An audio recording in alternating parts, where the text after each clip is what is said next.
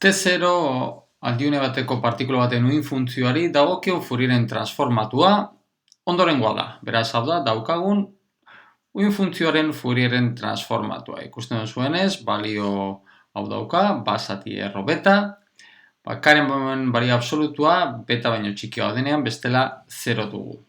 Non beta parametro erreala eta positiboa den. Beraz, lehenengo eta behin egingo duguna izango da, hementsa daukagun Fourieren transformatua hau irudikatu. Hau da daukagun uhin funtzioa, Fourieren transformatua, eta eskatzen digutena ondorengoa da. Zein da x0-ren balioa, tarte honetan, partikula aurkitzeko probabilitatea erdia izateko T0 aldiune horretan. Orduan, zer esanik ez, horretarako, dentsitate probabilitatearen integrala 0 eta x0-ren tartean bat biren eman behar du. Orduan, kalkulatu edo lehenengo aztertu beharko dugu zein den Fourieren transformatu honi dagokion uhin funtzioaren adierazpena. X espazioan eta T0 aldiunean, ez gara arduratu behar teren menpekotasunari buruz, beraz bakarrik egin behartuko duguna izango da Fourieren transformatu honi dagokion X-en menpekotasuna duen uhin funtzioa. Horretarako, zuzenean, hartuko dugu zein den Fourieren transformatuari dagozkion garapenak erabiliz, uhin funtzioa izango dugu T0 aldiunean, basati erro bipi, integrala, minus infinitotik infinitora, daukagun Fourieren transformatua T0 aldiunean, eber ikx diferentzial k.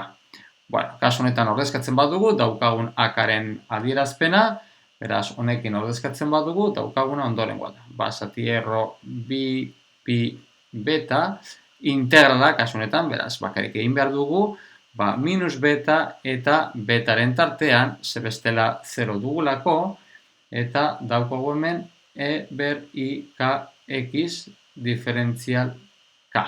Basati erro beta, atera dugu eta hemen txaukon erro honen azpian jarri dugu. Beraz, hemen txaukagun eber ikx-en integrala egin behar dugu, hemen txaukagu kosinu kx gehi isinu kx dugu esponentzial hau, sinu kx da bakoitia, beraz, integralen tartea, simetrikoa denez honekin lotutako integrala 0 izango dugu, beraz, bakarrik egin behar dugu kosinuarekin lotutako integrala. Beraz, hau dugu, basati erro bipi, beta, integrala, minus beta, beta, kosinu kx diferentzial k.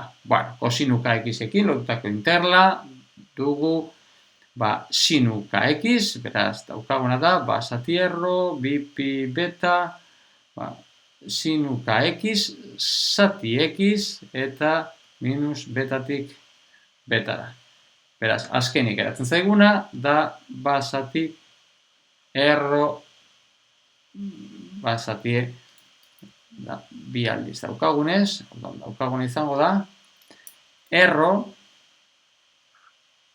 bi, zati pi beta, sinu beta x, zati x. Beraz ja, badaukagu, zein den, daukagun uhin funtzioaren adierazpena.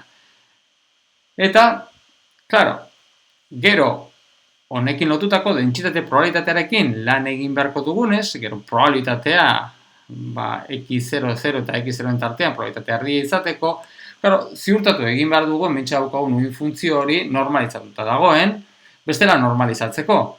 Orduan, ondoren egingo duguna izango da, uhin funtzio hori normalizatu.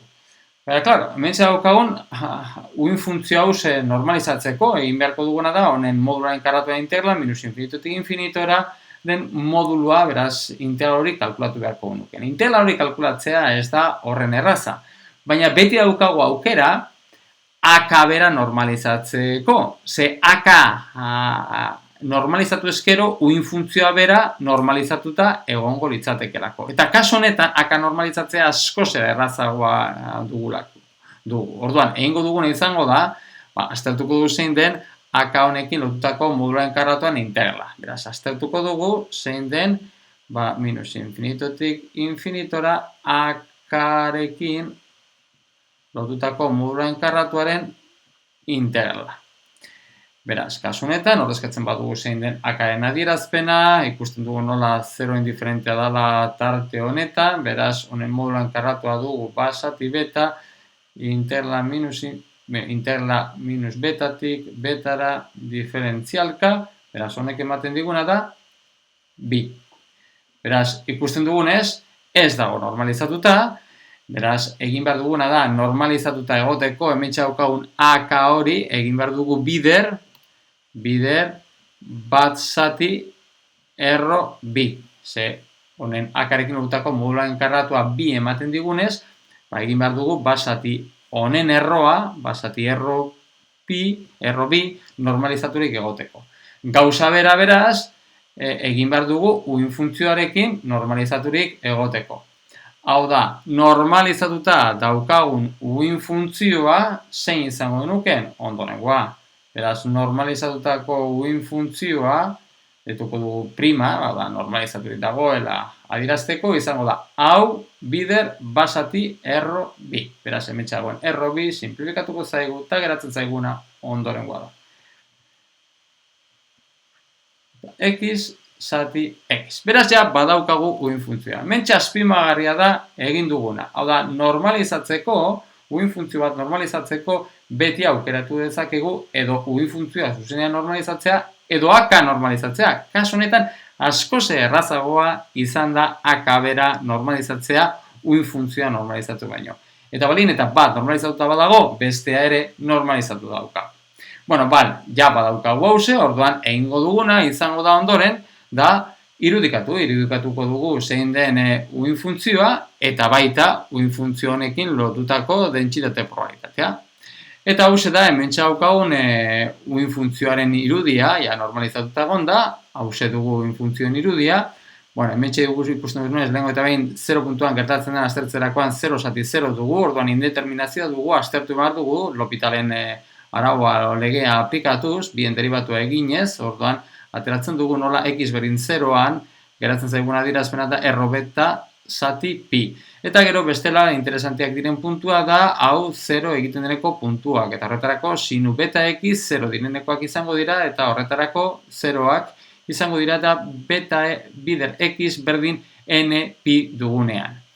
Eta gero bestela, tarteetan maksimoak eta minimoak interkalatzen izango ditugu. Beraz, hau da daukagun uin funtzioan irudia bezaletik interesantea da ikustea, nola amplitudea gero eta txikiagoa dugula, moteltzen dijoa ze basati x zen eragina dugulako. Zuzenean, honekin lotutako dentsitate probabilitatearen irudia, honen modulan karratua izango dugu, beraz, hementxe kasu honetan negatiboak direna positiboak egiten dira, karratua egiterakoan eta holako bat daukagu.